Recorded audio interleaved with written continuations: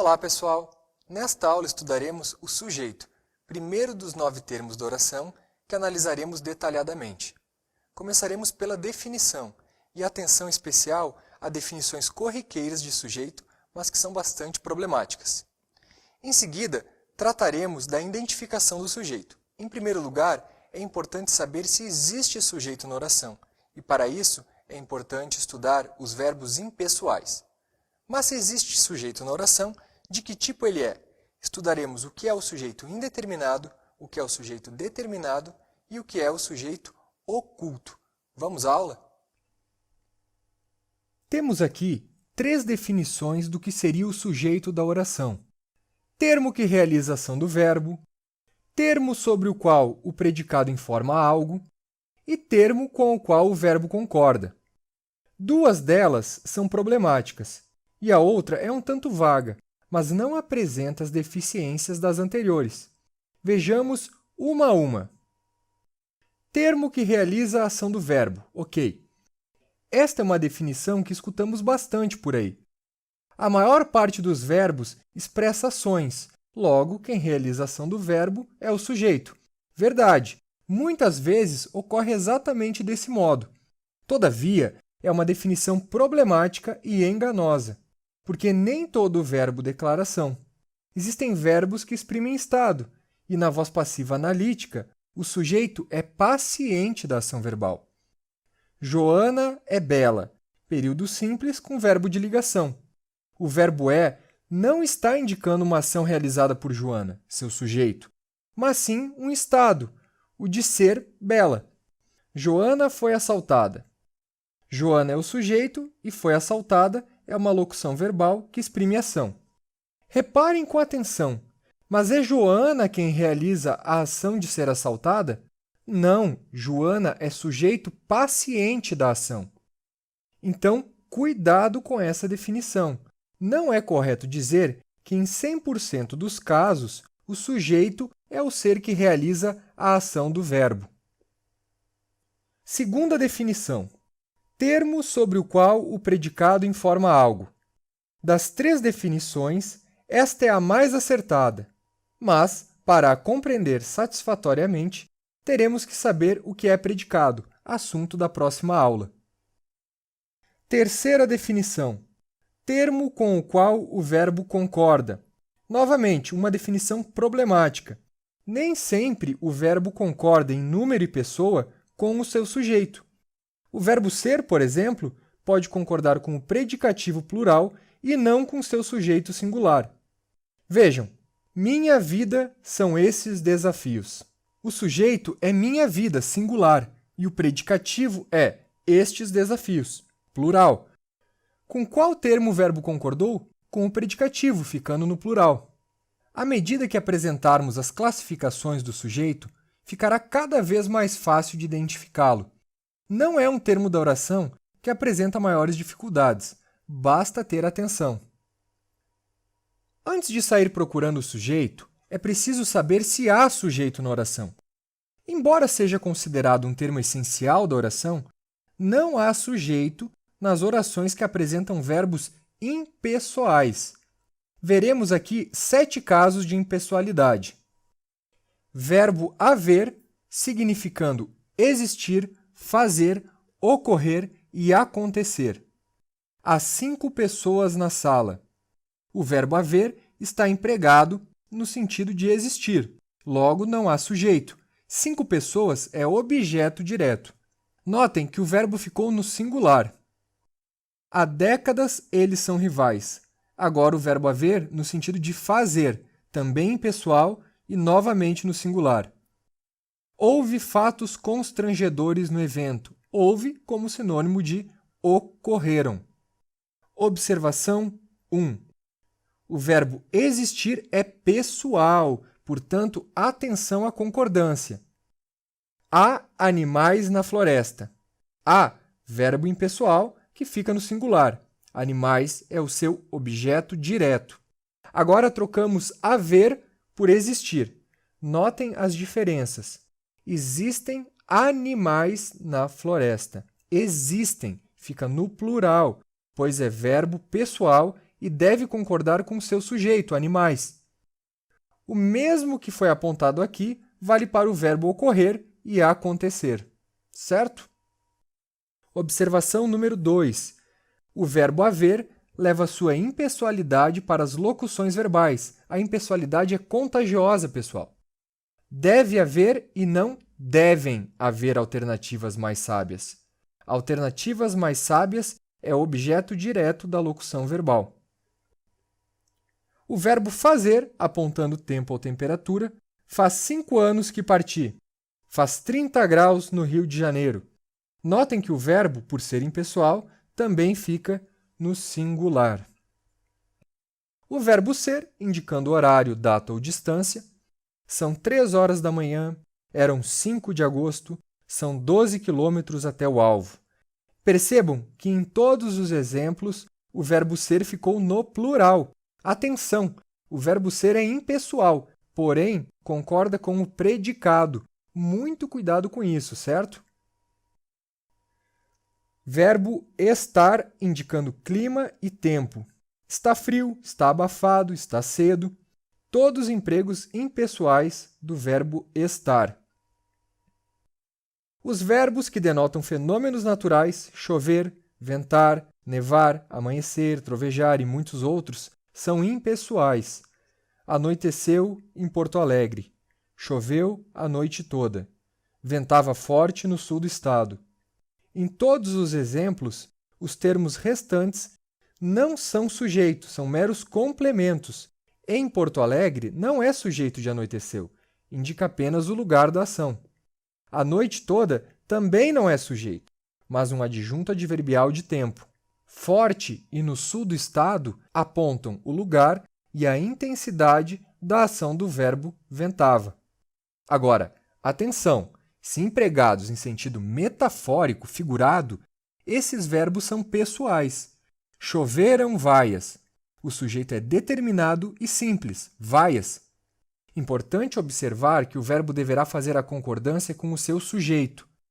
Anoiteci no trabalho. Quem anoiteceu? Eu. A flexão do verbo nos dá essa informação. Eu é o sujeito oculto. E no trabalho é um complemento adverbial de lugar.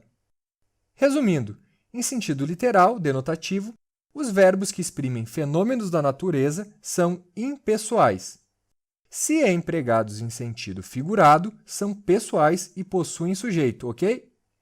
Verbos que indicam suficiência seguidos de preposição. Chega de impostos ou basta de calúnias. Vejam que não há um ser sobre o qual o predicado esteja informando algo. Não há sujeito.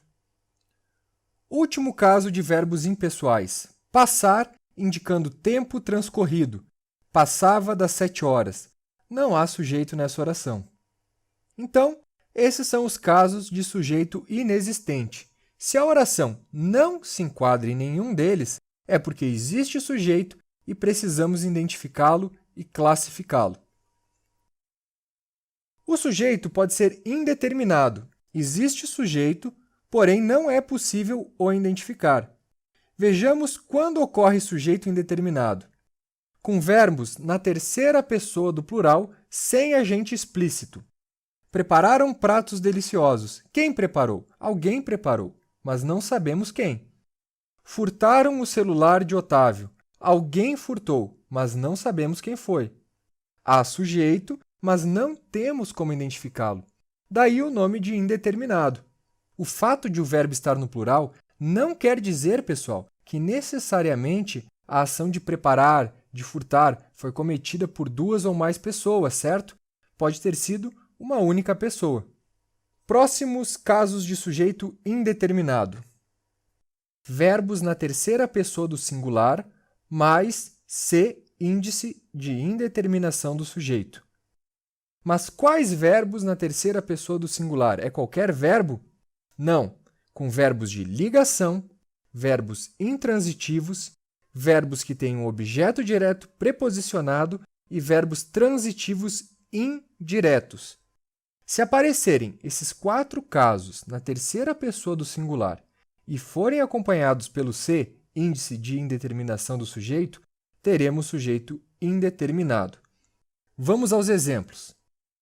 Vira-se adulto na escola da vida. O verbo é de ligação está na terceira pessoa do singular e aparece com o se. Logo, o sujeito é indeterminado. Morre-se de fome. Vivia-se com pouco. Agora temos verbos intransitivos, sujeito indeterminado. Estima-se ao escritor. Um caso mais complicadinho esse. O verbo estimar é transitivo direto, mas no exemplo tem objeto direto com preposição. Por quê? Pois a preposição evita ambiguidades. Sem a preposição, não sabemos se o escritor é objeto direto ou se é o sujeito da ação, isto é, se ele, o escritor, estima a si mesmo. A preposição desfaz a dúvida. Alguém estima o escritor, alguém o tem em alta consideração. Está na terceira pessoa do singular? Sim. Tem se de indeterminação do sujeito? Sim. Tem objeto direto preposicionado? Sim. Então, o sujeito é indeterminado. Obedecia-se aos pais. Precisa-se de balconistas. Os verbos são transitivos indiretos, sujeito indeterminado. Notem que os verbos estão no singular, aos pais e de balconistas, não são o sujeito. Atenção, não confundir esse caso com a voz passiva sintética, na qual há sujeito. Contratam-se balconistas, isso é, balconistas são contratados.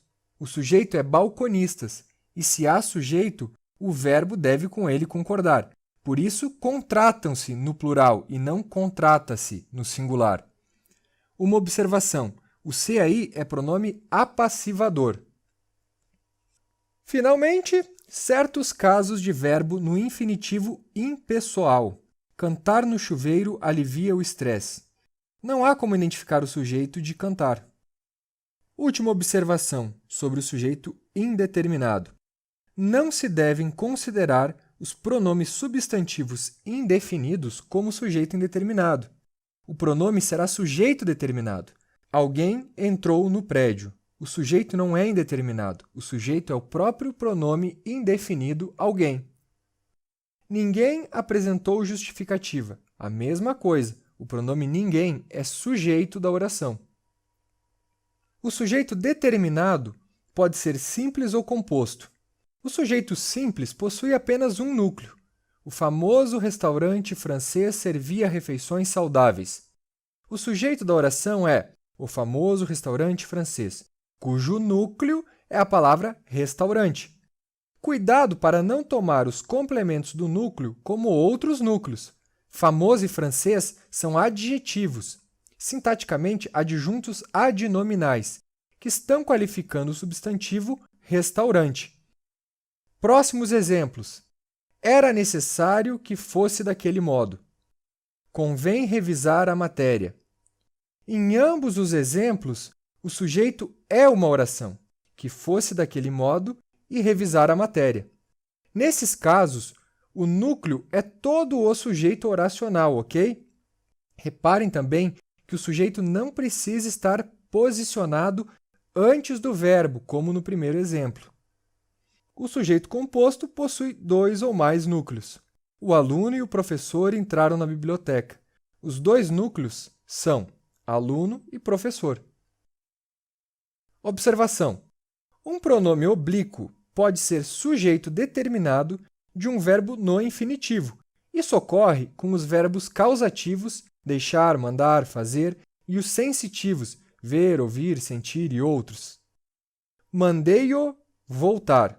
O pronome oblíquo o é sujeito do infinitivo voltar, que a ele se segue. Em outras palavras, seria como dizer, mandei ele voltar. Ouvia-mo-la cantar. Olá é sujeito de cantar. A estrutura pronome mais verbo infinitivo será objeto direto dos verbos causativos e sensitivos, certo? Sujeito oculto, também chamado elíptico e desinencial. A desinência verbal número pessoal informa quem é o sujeito. O sujeito não está explícito, ocorre com os verbos na primeira e na segunda pessoas, sem sujeito expresso. Dançaste? Sujeito, tu. Dançarei amanhã. Sujeito, eu. eu dançarei amanhã. E voltaremos cedo, sujeito nós voltaremos cedo. É bem tranquila a identificação do sujeito oculto. Vamos retomar o que vimos sobre o sujeito. O sujeito pode ser inexistente, isso ocorre com os verbos impessoais.